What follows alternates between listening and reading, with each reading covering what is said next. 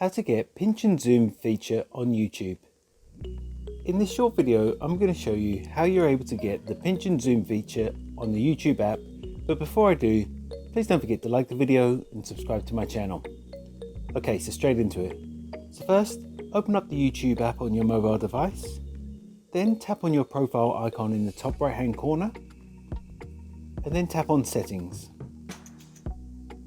Then scroll down until you get to the option that says try new features and tap on that one. Scroll down again and you'll see here that pinch to zoom is available, and it's available until the 1st of September.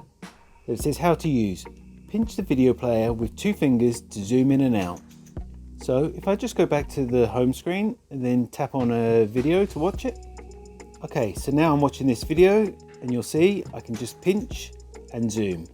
So zoom to fill and original. And that's how to get pinch and zoom on the YouTube app.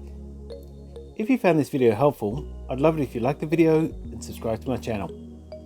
Thanks for watching.